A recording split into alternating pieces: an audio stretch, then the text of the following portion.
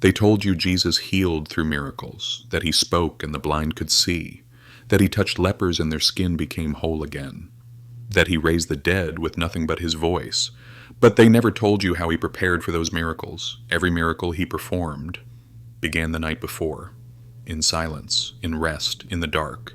He wasn't just sleeping, he was entering the mind of God. What if I told you that your dreams were never random? That every night, when you close your eyes and surrender to the dark, you're crossing a threshold your ancestors called sacred. What if sleep was your soul's forgotten temple? The church won't teach you this. They can't. Because if you knew what Jesus actually did in the hours before dawn, you'd realize you've had access to the same power all along. To understand it, you have to return to the nights before his healing began. Not the miracles themselves, not the crowds or the daylight or the testimonies. You have to go back to the dark. Because that's where the real story starts. By the end of this video, you'll never close your eyes the same way again. There was a time when night was not something to fear. Long before alarm clocks and artificial light, before we learned to conquer the dark with electricity and stimulation, there were communities who understood something we've forgotten. They called the night the second sanctuary. Picture this with me. The desert, 1st century. Stars so thick you could see the breath of galaxies, oil lamps flickering in small stone dwellings, where men and women gathered not to work, not to socialize, but to prepare. These were the Essenes, a mystical Jewish sect that lived on the edges of society, keeping ancient teachings alive, while the religious establishment grew corrupt and hollow. They wore white robes. They bathed in ritual waters. They studied scripture with a devotion that went beyond memorization. And they believed something the Pharisees had long forgotten, that every dream was a message from the Father, that every night was a return to Eden. They didn't see sleep as a biological necessity. They saw it as communion, a doorway, a place where the veil between heaven and earth grew so thin you could hear the voice of God without interference. When the sun set, they didn't collapse into unconsciousness. They prepared to meet the divine. And this is where it gets important. Jesus was raised among them, not in the synagogues of Jerusalem, not in the temple courts where priests performed dead rituals for a God they no longer knew.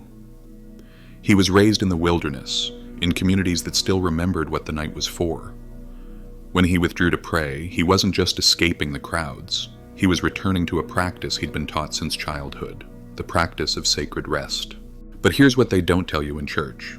Here's the part that was scrubbed from history, edited out by councils who wanted a savior you could worship but never become.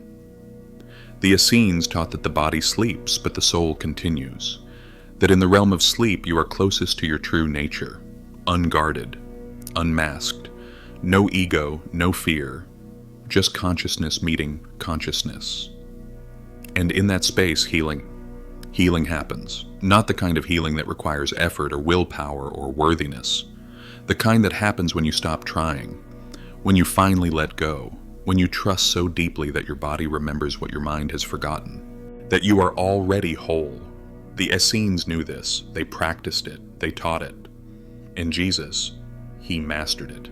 Every single night, before he performed miracles that would echo through history, he entered this state, deliberately, fully, with the kind of surrender most people only experience by accident, in those rare moments right before sleep when everything finally softens.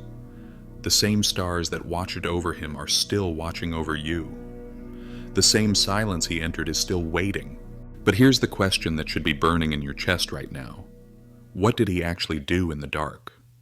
What was the practice, the preparation, the secret that turned an ordinary night's rest into the foundation for supernatural healing? Because if you're one of the ones being called to remember, you need to know this. And in that stillness of night, Jesus began the preparation for his greatest acts.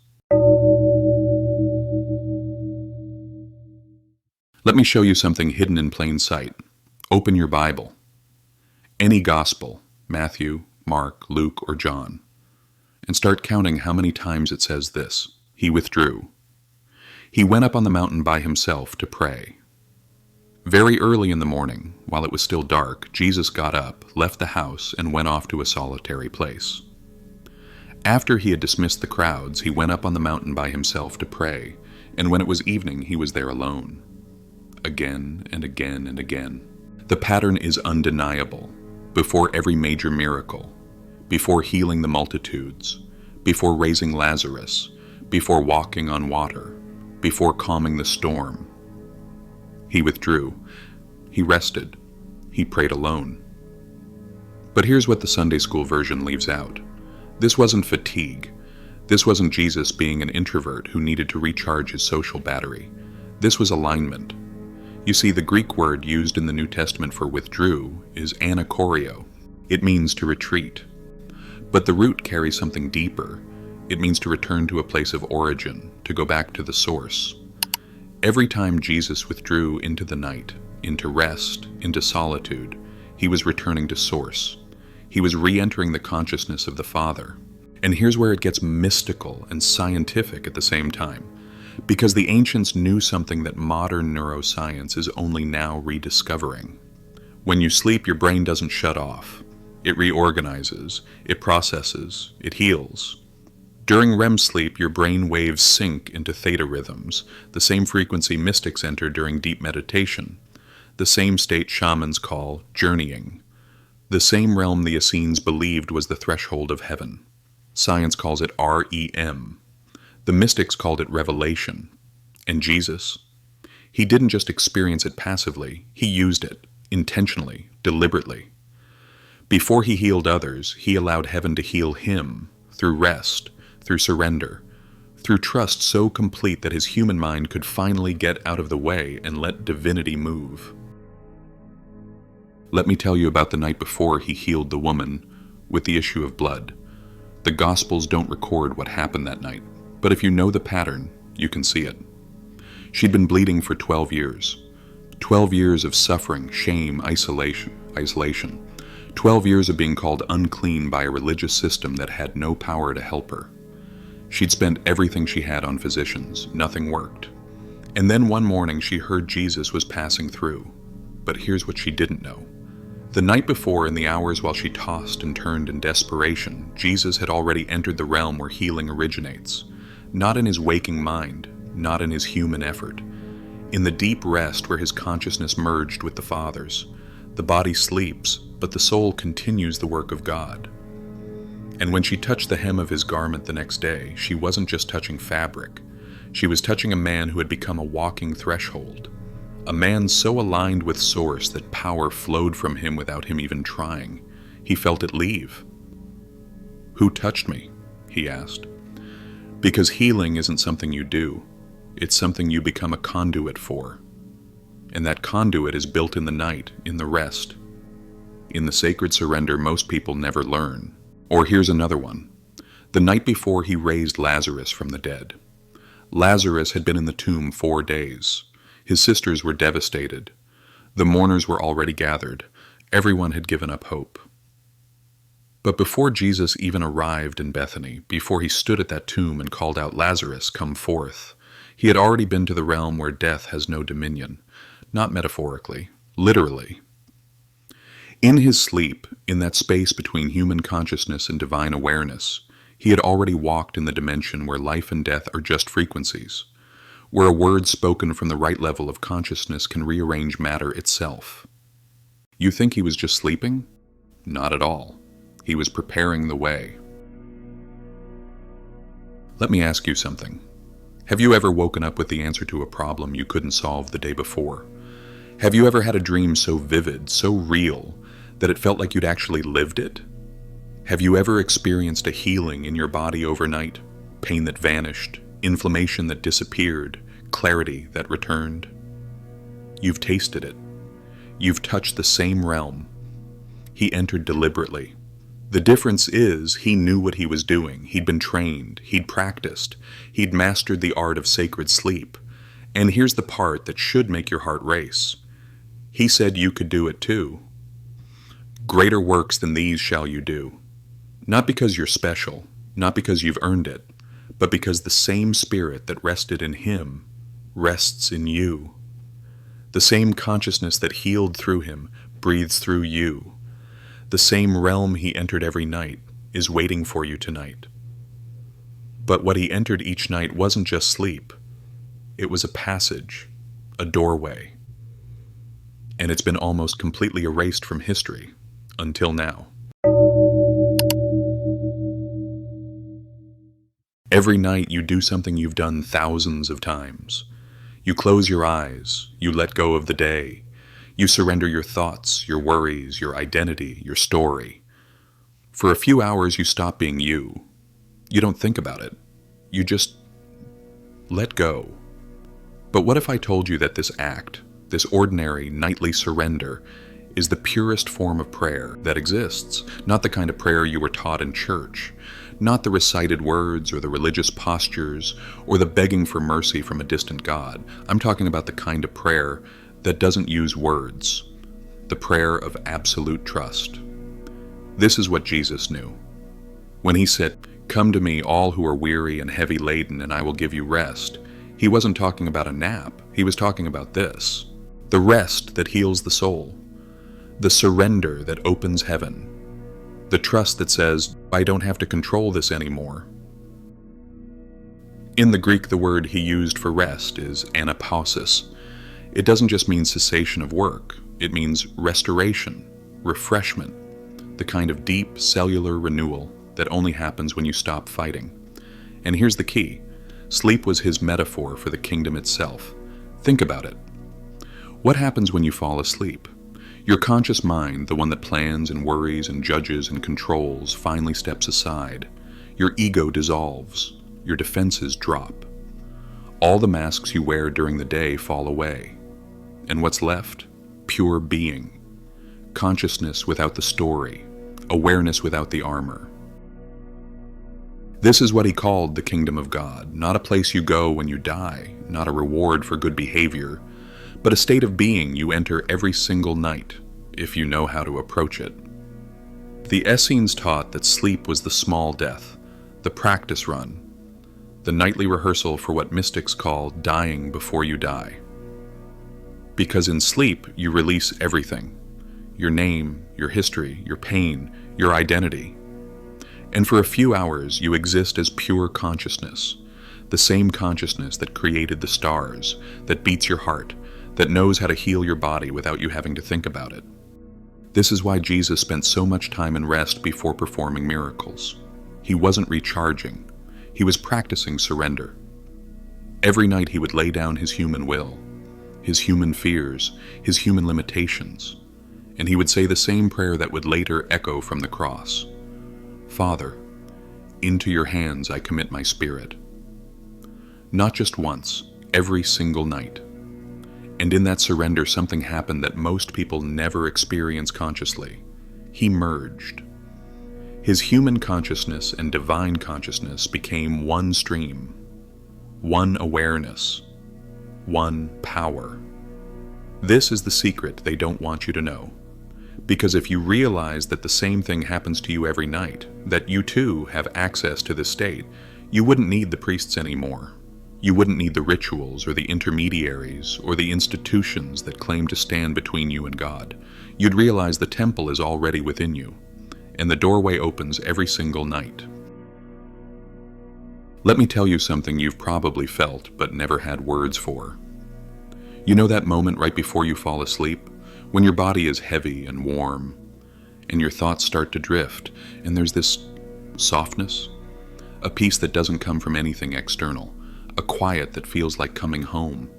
You've tasted it. That's the threshold. That's the edge of the kingdom. And most people cross it unconsciously, accidentally, without realizing they're standing at the doorway to everything Jesus taught. But what if you could enter it deliberately? What if, like him, you could approach sleep not as collapse but as communion? What if tonight, when you close your eyes, you did it the way he did, with intention, with reverence, with the understanding that you're not just shutting down for the night, you're opening up to the divine. This is what the early Christians practiced before the church became an empire. This is what the desert fathers and mothers knew. This is what the mystics have always taught in whispers, in shadows, in coded language that only the ones ready to remember could understand. Sleep is not the absence of consciousness, it's the return to it. And Jesus mastered the art of crossing that threshold awake. So let me ask you, are you still here? If your heart is still open right now, if something inside you is stirring, if you feel like you've heard this before in a language older than words, then you're not just watching this video, you're remembering. And remembrance is the first step. But now comes the part that changes everything. Because what if you could enter that same sacred state intentionally, the way he did? What if tonight could be different than every other night you've ever known? Let me walk you through something. Not as theory, not as theology, as practice. Before Jesus closed his eyes each night, he did something most people never think about. He cleared the field. See, the realm you enter in sleep is not separate from the consciousness you carry during the day. It's a continuation, a deepening. And whatever you're holding when you cross that threshold comes with you. If you fall asleep in fear, you dream in fear. If you fall asleep in anger, you marinate in anger all night long. But if you fall asleep in peace, in trust, in forgiveness, your body receives that frequency for 8 hours straight, and healing happens. So here's what he did every single night in the hours before sunset turned to dark. First, he forgave everyone, every offense, every betrayal, every misunderstanding, every hurt, not because they deserved it, but because he did. Because carrying resentment into sleep is like drinking poison and expecting someone else to die. It only harms the one holding it. The Gospel of Thomas records something the canonical Gospels left out. Jesus said, "If you bring forth what is within you, what you bring forth will save you. If you do not bring forth what is within you, what you do not bring forth will destroy you." Forgiveness is how you bring it forth, not as a moral obligation, not as religious duty, as release. So before you close your eyes tonight, I want you to try something. Bring to mind everyone who hurt you today, everyone who triggered you, everyone who misunderstood you or dismissed you or made you feel small. See their faces. And then say this out loud or in your heart: I release you. I forgive you. You no longer have power over my peace. Feel it. Don't rush it. Let the weight lift. Because here's what most people don't realize. Unforgiveness is a chain that binds you, not them. And when you go to sleep holding that chain, you drag it into the holy realm where healing is trying to reach you. Jesus knew this. So he practiced forgiveness every single night, not once, not as a one-time event, but as a daily cleansing, a nightly release. Second, he released control. This is the hard one, because control is the language of fear, and most of us speak it fluently. We try to manage every outcome. We grip our plans and our expectations and our ideas of how things should be, and we carry that tension into the night, wondering why we wake up exhausted even after 8 hours of sleep. Jesus had a phrase for this: your will be done, not my agenda, not my timeline, not my understanding of what's best, yours. This is the prayer of ultimate trust. And it's not passive, it's not resignation, it's power. Because when you stop trying to control everything, you create space for something greater than your limited human perspective to move. So tonight, before you sleep, I want you to practice this with me. Take a deep breath in through your nose, hold it for a moment, and as you exhale, whisper these words: I release my need to control. I trust the process. I surrender to what's trying to emerge. Feel your body soften. Feel your chest open. That's not weakness. That's divine alignment.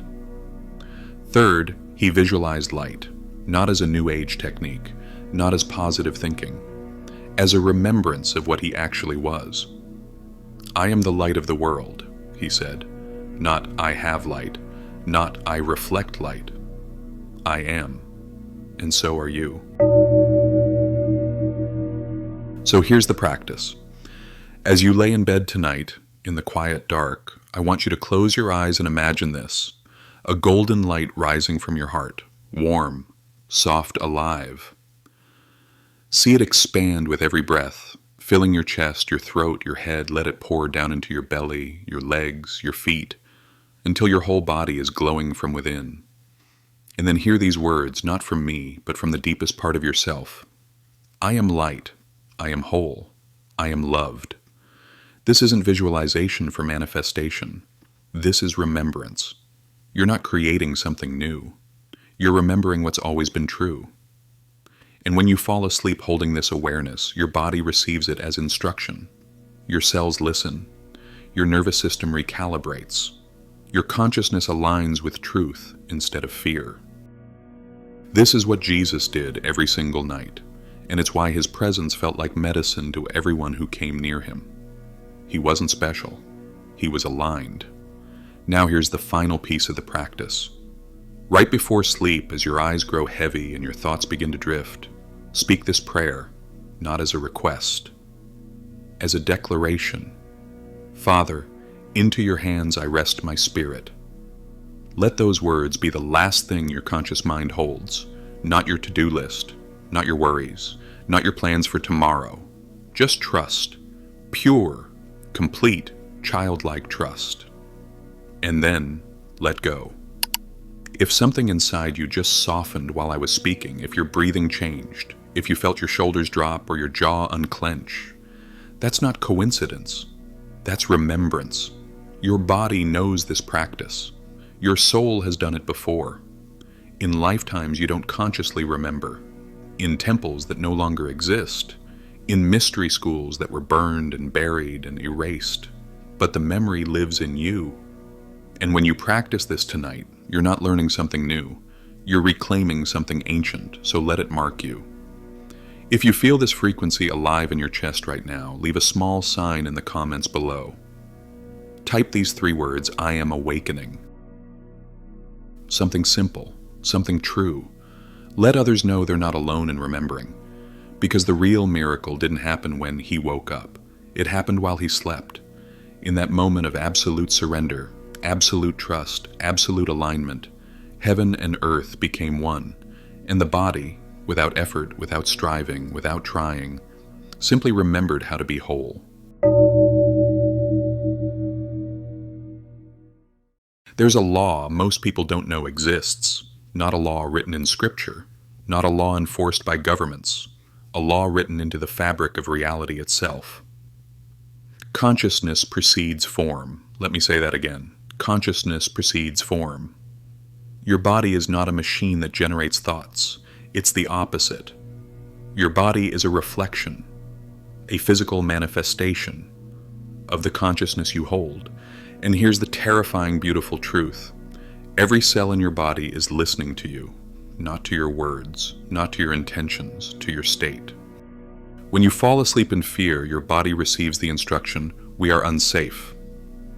Conserve energy, shut down non-essential systems, prepare for threat, and your immune system weakens, your inflammation rises, your nervous system stays locked in survival mode. But when you fall asleep in trust, in peace, in the awareness of your true nature, your body receives a completely different instruction. We are safe, we are whole, we are loved, heal. And it does, not because you earned it, not because you're worthy of it, because that's what bodies do when consciousness aligns with truth. This is what Jesus understood at a level most people never reach. He knew that the body obeys consciousness, that miracles aren't violations of natural law. They're expressions of a higher law most people never access. When he said to the paralyzed man, "Rise, take up your bed and walk," he wasn't commanding the man's muscles. He was commanding the man's consciousness. He was speaking to the level of awareness that controls the body, the level most people only touch in deep sleep, in prayer, in moments of absolute surrender. And the man's body obeyed, not because Jesus had magic powers, but because he had mastered the art of alignment. And part of that mastery, maybe the most important part, was what he did every single night. He fell asleep in the consciousness of the kingdom, not in fear, not in doubt, not in separation, in oneness, in wholeness, in the awareness that the Father and he were not two separate beings, but one stream of consciousness expressing itself through a human form. And when you sleep in that state, your body heals. Let me show you how this works. During deep sleep, your body goes into full repair mode. Your brain clears out toxins. Your cells regenerate.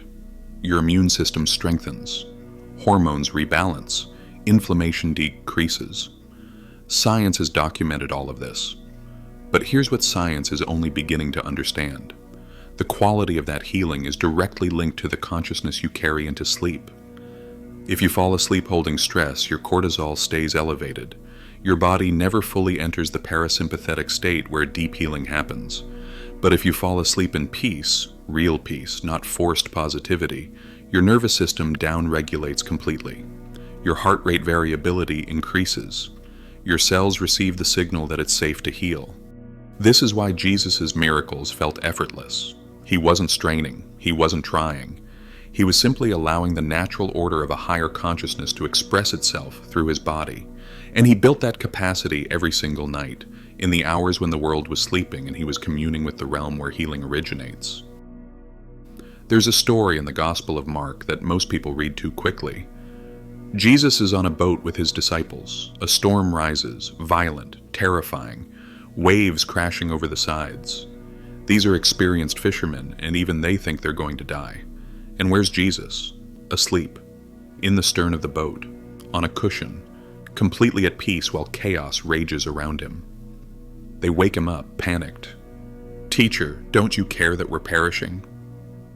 And he gets up, still half in that liminal state between sleep and waking, and he speaks to the storm the way you'd speak to an overexcited child. "Peace, be still." And the wind stops. The waves flatten. Instant calm. The disciples are terrified, more terrified than they were of the storm. "Who is this man," they whisper, "that even the wind and the sea obey him?" But here's what they didn't understand. Jesus didn't control the storm.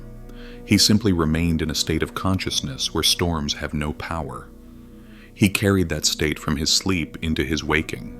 He didn't break the connection. He didn't shift into fear. He stayed aligned, and reality reorganized itself around his consciousness.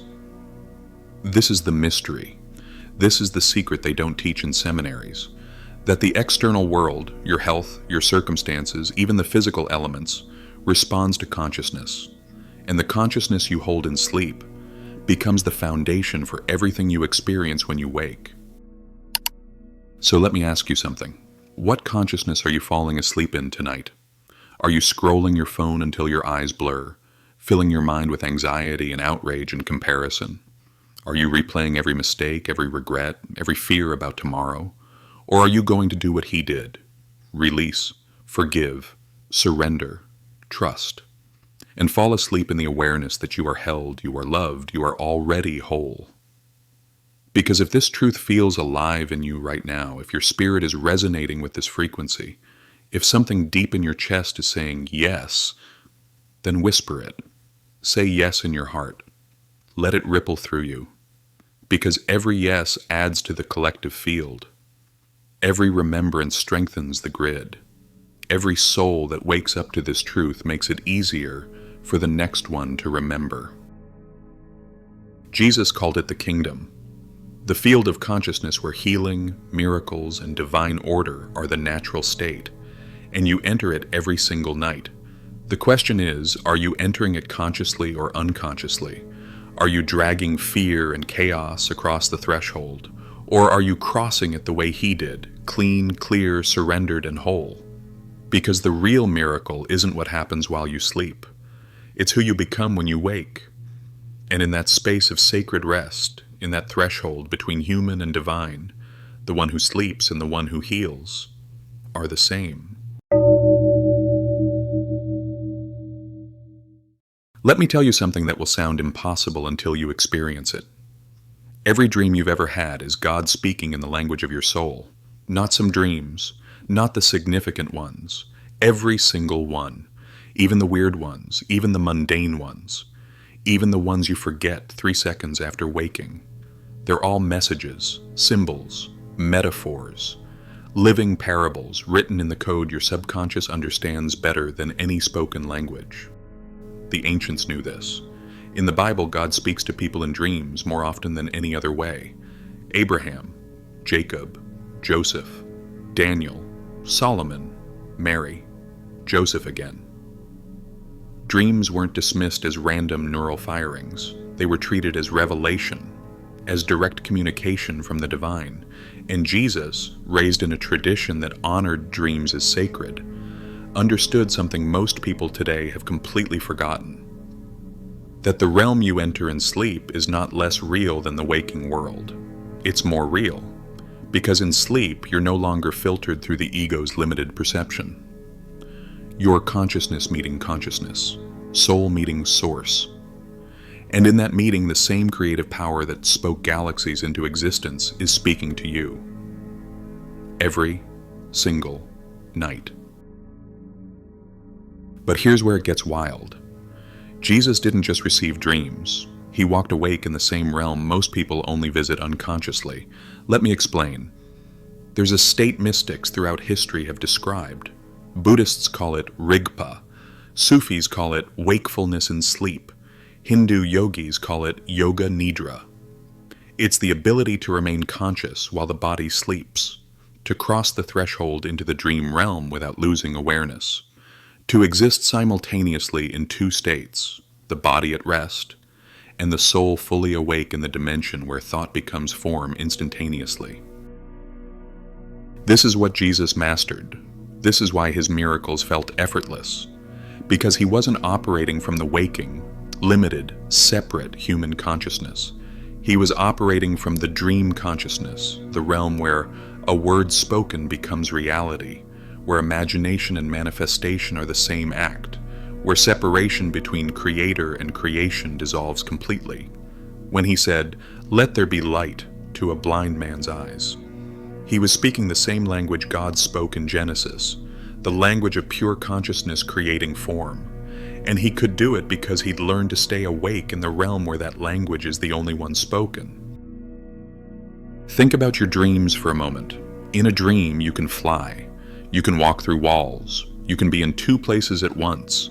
You can speak to the dead. You can heal instantly. Time bends. Space collapses. Logic dissolves. Not because the rules are broken, but because you're operating in a dimension where different rules apply. Higher rules. The rules of consciousness itself.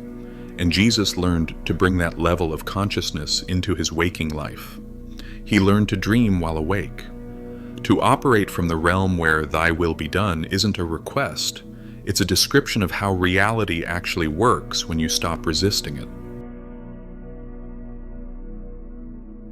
This is what he meant when he said, "The kingdom of heaven is at hand," not coming someday, not far away, at hand, within reach, as close as your next breath, as near as your next sleep. The same light he touched in his nightly communion with the Father is within you, right now. Not metaphorically, literally. The same consciousness that moved through him, that healed through him, that spoke worlds into being, is the consciousness reading these words right now. You are not separate from it. You never were. You've just been taught to believe you are. And that belief, that lie of separation, is the only thing standing between you and the same power he demonstrated. But every night when you close your eyes and cross the threshold into sleep, that lie dissolves. For a few hours you remember. You exist as pure consciousness, undivided, whole, connected to everything. And your body, in that state of remembrance, begins to heal. Not because you're doing anything, but because you've stopped doing everything. You've stopped trying to be separate, stopped trying to earn love, stopped trying to prove worthiness. And in that surrender, the Christ within, the anointed consciousness, the divine awareness that's always been there, finally has space to move, to heal, to restore, to resurrect. This is why he said, "You will do greater works than these." Not because you're better than him, but because he came to show you what you already are. A walking temple, a living threshold, a human being learning to remember they're a divine being having a human experience. And the training ground for that remembrance is every single night, in the sacred dark, in the holy rest, in the space between who you think you are and who you've always been. So let me ask you, if your spirit feels this frequency right now, if something in you is awakening that you don't have words for yet, if you're recognizing a truth you've always known but never heard spoken out loud, then let that remembrance spread. Share this message with someone who's forgotten what sacred rest feels like, as an act of love. Because when one person remembers, it creates a ripple, and every ripple makes it easier for the next soul to wake up. This is how the kingdom spreads, not through force, not through convincing, through resonance, soul to soul, heart to heart, dreamer to dreamer, until the whole world remembers what the night is for. But there's still one secret left, the final revelation, the one that changes not just how you sleep, but who you become when you wake. Because the deepest truth isn't about what he did in sleep. It's about who still walks within it, even now, even tonight, waiting for you to remember. When you close your eyes tonight, he walks beside you still. I need you to hear that. Not as poetry, not as religious comfort, as truth. The same spirit that moved through a man named Jesus 2,000 years ago, the spirit that healed, that raised the dead, that calmed storms and spoke light into darkness, that spirit didn't die, it didn't leave, it didn't ascend to some far-off heaven where it sits on a throne waiting for you to be good enough to approach. It's here, now, in you. The entire message of the gospel, the part they edited and softened and turned into religion, was never about worshiping him. It was about becoming him. Christ in you, the hope of glory, Paul wrote. Not Christ above you, not Christ outside you, Christ in you. The anointed consciousness, the awakened awareness, the divine nature that was never absent, only forgotten.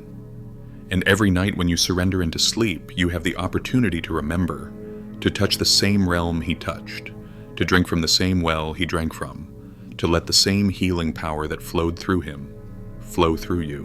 Because here's the final secret, the one they couldn't erase no matter how many councils they held or how many gospels they burned. You are not waiting to meet him someday. He is waiting for you to recognize him tonight, in the silence of your own heart, in the surrender of your own rest, in the sacred dark where all masks fall away and only truth remains. Let me paint you a picture. Tonight, after this video ends, you're going to go about your evening. Maybe you'll eat dinner. Maybe you'll talk to loved ones. Maybe you'll scroll your phone or watch TV or finish some work. And then, at some point, you'll feel it. That pull, that heaviness in your eyelids, that softness in your body, the call to rest. And when that moment comes, I want you to remember something. You're not just going to bed, you're approaching the threshold of the temple. The same temple Jesus entered every single night. The place where human consciousness meets divine consciousness, where separation dissolves, where healing happens not because you've earned it, but because you finally stopped blocking it. And as you lay your head down, as you feel your body begin to relax, as your thoughts start to drift and blur, I want you to know this: you are not alone. The same presence that walked with him walks with you. The same voice that spoke to him in the night speaks to you. The same love that held him holds you. And in that space, in that sacred, holy, forgotten space between waking and sleeping, something is waiting to be born in you. Not something new, something ancient. Something that's been sleeping in your cells since before you were born. The memory of who you really are, not a sinner, not broken, not separate, but whole, divine. A child of God learning to remember what that actually means.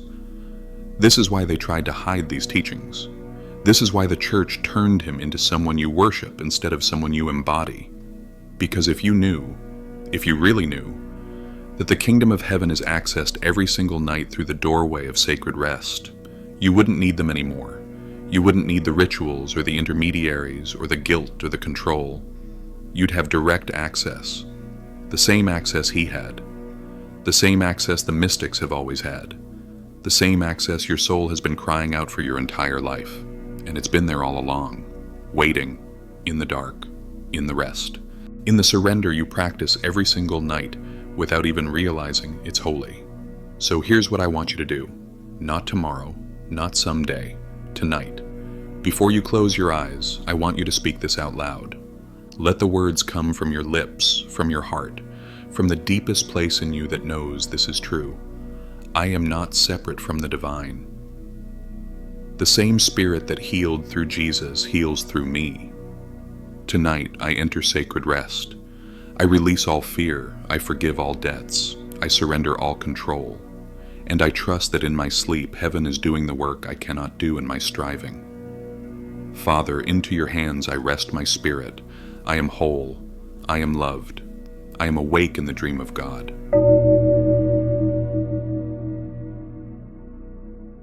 Say it. Feel it. Let it rewire something in you. Because this isn't just a prayer. It's an activation, a reset, a remembrance of the truth that's been buried under centuries of religious programming and cultural conditioning and fear-based theology. You are not here to be saved. You are here to remember that you were never lost.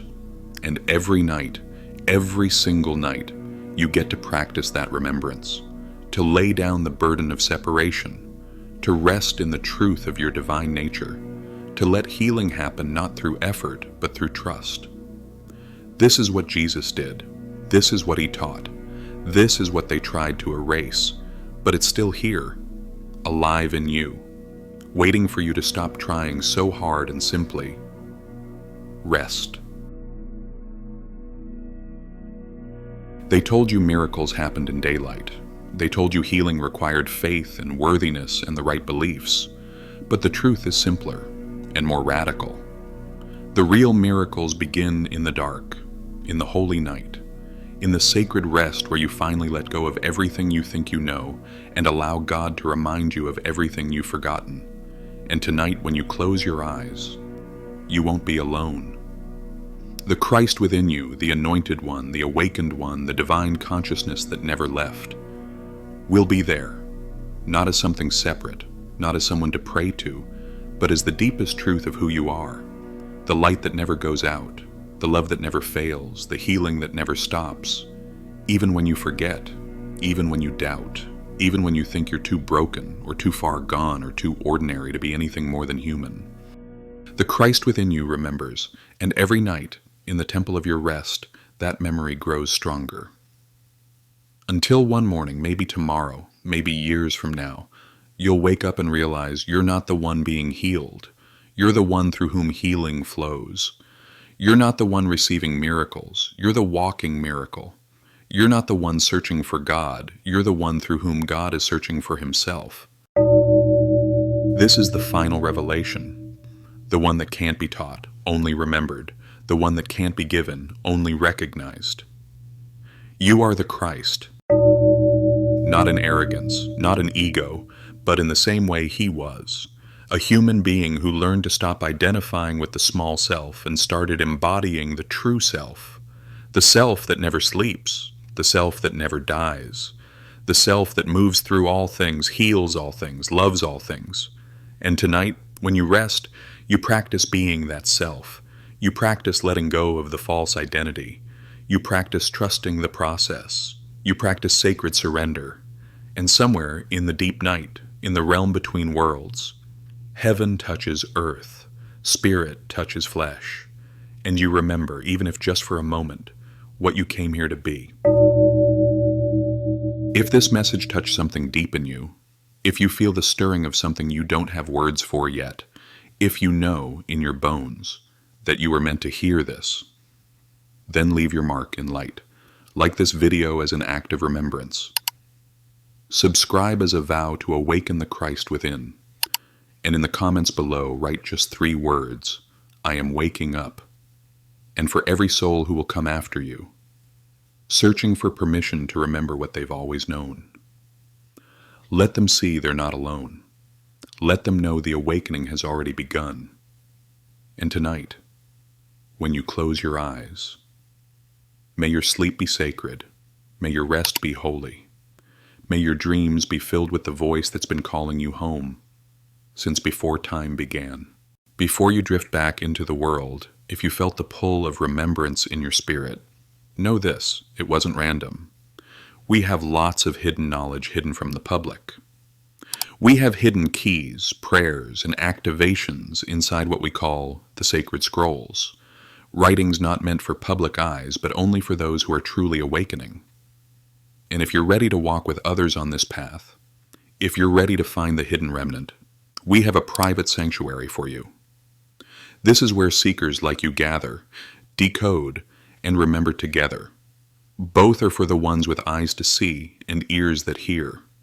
The links are below in the description and pinned in the comments section. The kingdom was never far away, and the Christ you've been searching for has been breathing through you all along. Go in peace, rest in power, and awaken to the truth that never left.